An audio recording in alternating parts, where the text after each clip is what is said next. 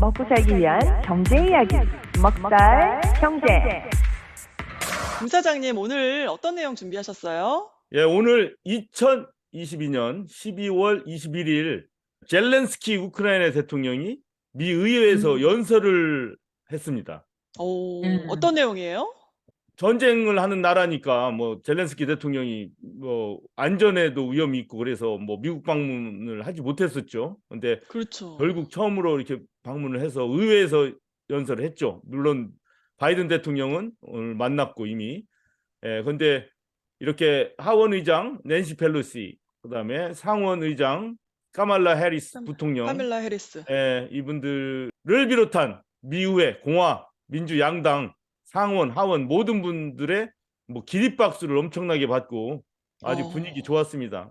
오. 지금 물론 이 러시아 우크라이나의 전쟁에 대한 견해는 뭐 여러 가지가 있을 수 있습니다.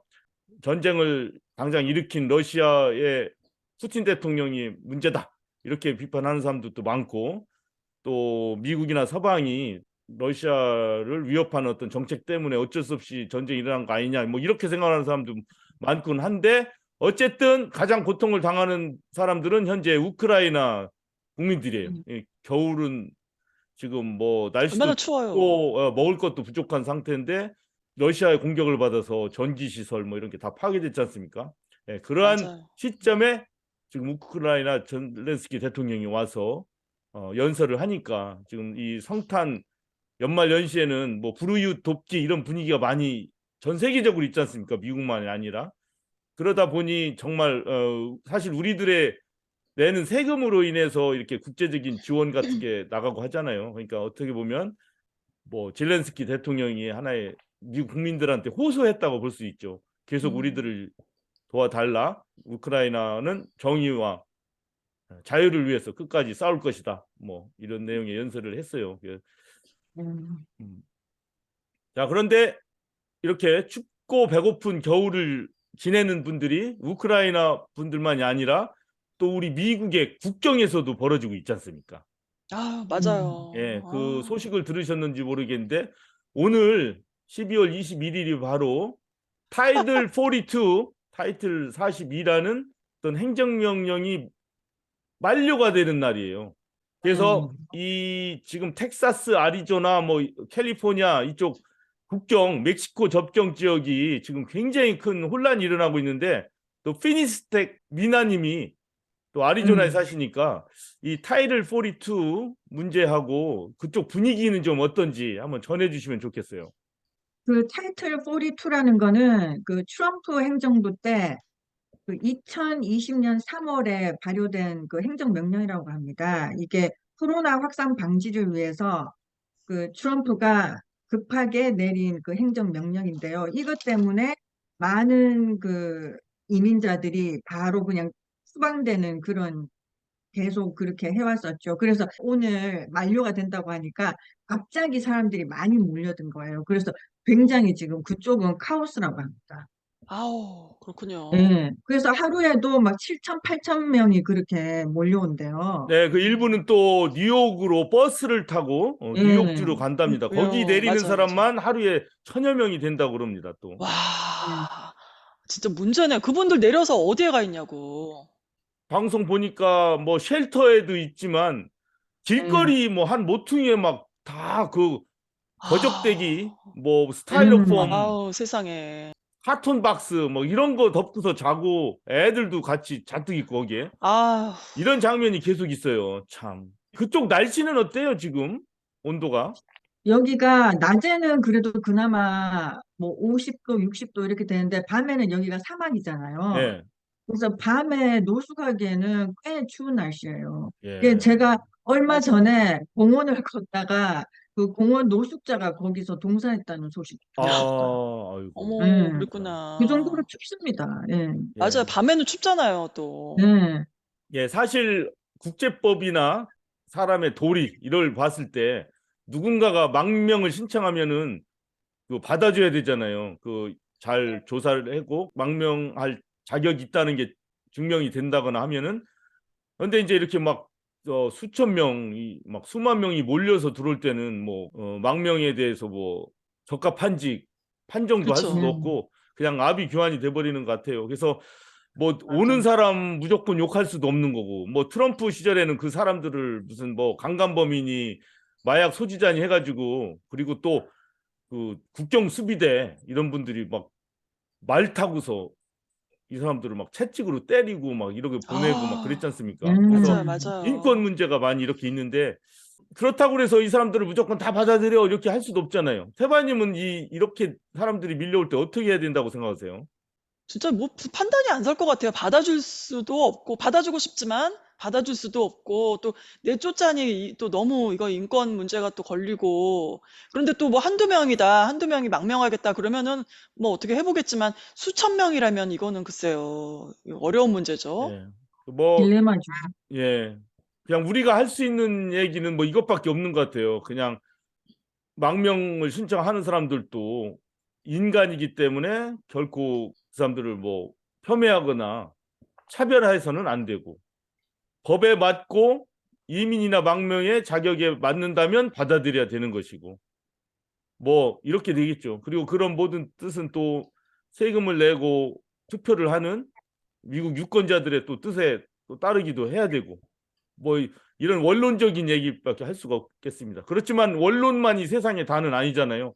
우리가 허워드 진의 그 미국 민중사를 우리 독서 클럽에서 같이 읽었잖아요. 거기 보면은 미국 정부가 중남미 국가들을 이렇게 관리하려고 컨트롤하기 위해서 여러 가지 공작들도 처음에 벌이고 막 하지 그랬죠. 않습니까? 처음에. 예. 예, 그런 문제들 문제가 있죠. 때문에 그런 나라들이 무정부 상태가 되고 범죄 조직이 증가하고 그리고 마약 같은 것도 결국 미국에 공급하기 위해서 막 모든 일들이 일어나고 그러다 보니까 그런 곳이 살 수가 없는 곳이 되고 그래서 미국으로 몰려오고 이런 막 유기적인 연관관계, 역사적인 연관관계들이 또 다 있어서 참 뭐라고 한마디로 딱 얘기하기가 굉장히 힘듭니다. 그래서 하여튼 냉철하게 우리가 다 판단하고 해야 될 것 같아요. 그런데 이런 한번 자료를 보는 것도 의미가 있지 않나 싶어서 한번 보여드릴게요.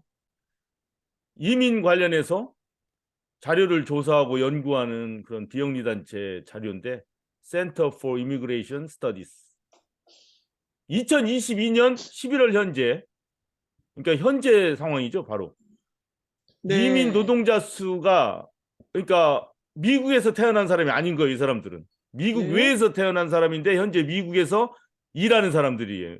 그러니까 어. 이민 노동자라고 할 수 있죠. 이런 분들을 이런 분들의 숫자가 2,960만 명입니다. 오.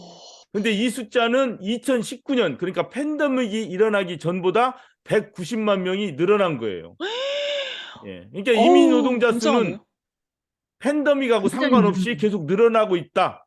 요거를 음. 가르쳐 주는 겁니다. 네. 그럼 미국 태생의 노동자 여기서 자라나서 노동하고 있는 사람들의 숫자는 210만 명이나 줄었어요. 2019년에 비해서. 와.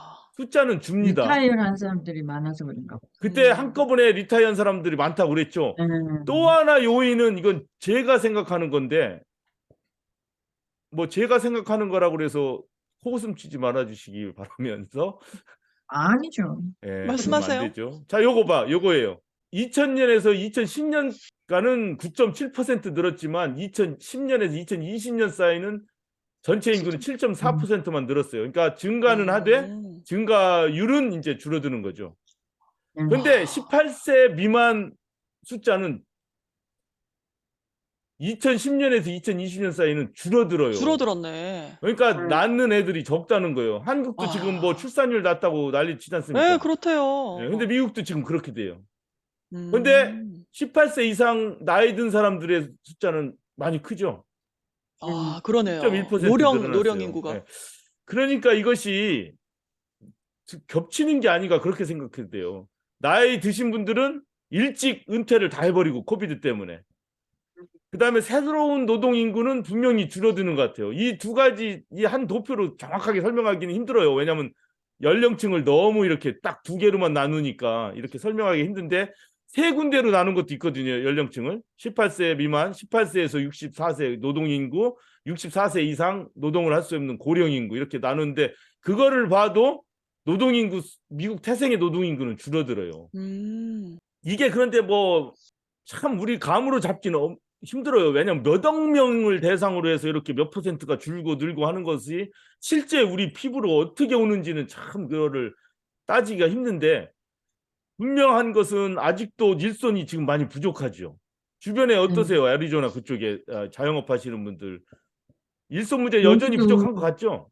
여기도 사람 못 구해가지고 다들 난리인데 요즘은 그래도 그나마 좀 광고 같은 게 덜 나오는 것 같아요. 전에는 그 한인신문에 막 음. 사람 구한다고 쭉 나왔었거든요. 근데 요즘은 그거 옛날보다는 조금 줄었는데 그래도 구인난이 그 이제 심하다. 팬데믹 네. 전보다는 안 되죠, 지금 그것에는. 팬데믹 그렇죠. 전에는 일자리 구하는 사람들이 많았어요. 그래서 가게 같은 데도 맞아요. 맨날 일자리 구한다고 리즈메 써가지고 막 보내고 지금 하나도 없어요. 그리고 우리 동네에 제가 말씀드렸다시피 동서로 가는 인터스테이트, 남북으로 가는 인터스테이트가 이제 새로 놓이면서 막 모텔, 호텔, 체인 레스토랑이 많이 생기는데 거기도 일손이 부족해가지고 일손이.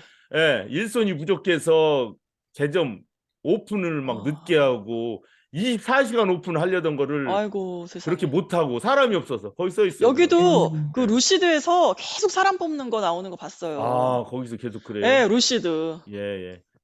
조금 나아지긴 했지만 한참 때보다 그래도 아직도 일손이 계속 부족한 상태예요. 그러다 보니 이 이민 문제와 이렇게 관련해서 지금 보면은 역시 미국 외에서 태어나서 미국으로 와서 노동하는 인구가 지금 팬데믹 이전과 마찬가지로 계속 증가하고 있고 그러니 언론 보세요. 이게 오늘 제가 여기저기서 모은 언론입니다. 보세요. 뭐 자 워싱턴 포스트지 보십시오. 뭐 트럼프 코비드 슬로우다운 이미그레이션 트럼프 행정부 때 했던 그 이미그레이션 억제 정책, 이민 억제 아, 그 정책 때문에 부작용이, 고용을 하기가 아 힘들다. 뭐 다 힘드네 이런 내용 진짜. 아닙니까? 다 위에 내용도 마찬가지고 밑에도 아메리카 need more immigration to defeat inflation. 인플레이션과 싸우기 위해서는 낮추기 위해서는 결국에는 이민 노동을 사람이 받아들여야 된다. 필요하네. 예. 예. 이게 뭐 여기저기에서 이렇게 많이 나오고 있는 거라 아까 얘기했던 그 타이틀 42, 그 문제하고도 연관이 돼서 글쎄 경제적으로 볼 때는 미국 내 태어난 사람들의 노동 인구 증가율이 이렇게 저조할 때는 어쩔 수 없이 이민 노동자를 받아들여야 되지 않나 그런 생각이 그러게요. 좀 많이 들어서 오늘 먹성 음, 경제 시간에 나누고 싶었고 또 한 가지 양념으로 보여드리고 싶은 한국 분들은 얼마나 미국으로 많이 오실까? 이런 거 자료 진짜 한번 봤어요. 궁금하다. 예. 예, 2010년에서 2019년 사이입니다. 팬데믹 전까지예요. 네. 예. 보세요. 쭉 늘어나죠. 2010년까지도 예. 해마다 110만 네네네. 명 뭐 이렇게까지 늘어나는데 확실히 2010년에서 2019년 사이는 좀 조금 줄었네. 줄어들어요. 이제는 음, 줄어드는 추세예요. 확실히. 아. 왜냐하면 아시잖아요. 그 한국이 이제 살기 좋다면서요. 이제는. 아이 그럼요. 예. 물론 윤석열 정부 들어서면서 지금 의료 정책 같은 게 어떻게 거꾸로 돌아가가지고 이제 미국처럼 나빠질 이런 아우 그거는 확률은 참 있는데 걱정이에요. 예. 그래도 이거 전까지는 윤석열 정부 전까지는 아주 한국이 뭐 자신감이 넘치고 복지도 잘 그럼요. 되고 막 우리 동포들이 한국인을 엄청나게 부러워했잖아요. 네. 그리고 예. 가서 살고 음, 싶어 하고 그랬죠. 그러니 이민이 안 오지 그리고 그러니까 미국으로. 예. 확실히 동포들 줄어. 한국 가면은 촌사람 취급받고 그래요. 예. 맞아요. 그래서 이민자 수가 이렇게 조금 줄어들고 있다는 거예요. 저 솔직히 저희들이 올 때 여기 태바님이니 뭐 미나님이니 저나 다 올 때만 해도 그래도 미국에 가려고 하는 분들이 꽤 많았었어요. 그때만 해도. 근데 맞아요. 예, 지금은 안 지금은 상황이 그래요. 이렇게 그 10여 년 만에 많이 바뀌었다는 거. 그래서 음, 하여튼 모든 건 바뀝니다. 모든 건 바뀌어요. 그래서 현재 음, 본인이 살고 있는 곳에서 좀 좋은 뜻을 가지고 이렇게 뭐 먼 장기적인 전망을 가지고 열심히 살아나가고 행복하게 살고 또 마음 맞는 좋은 분들과 함께 활동하고 생활해가면 그게 뭐 제일 행복이 아닌가 뭐 이런 생각이 듭니다. 아까 김 사장님이 그 노동자들이 필요하다 말씀하셨는데 저도 이 자료를 찾아보면서 봤는데 그 미국에서 이제 그 망명을 신청하잖아요. 그 사람들이.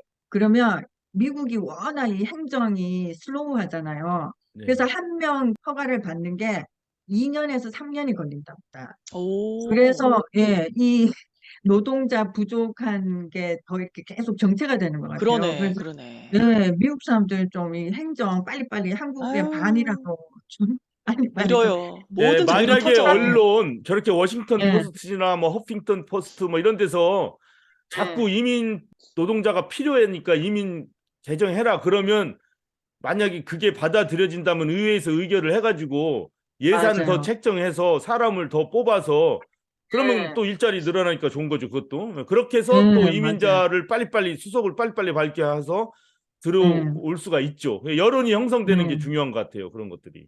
예.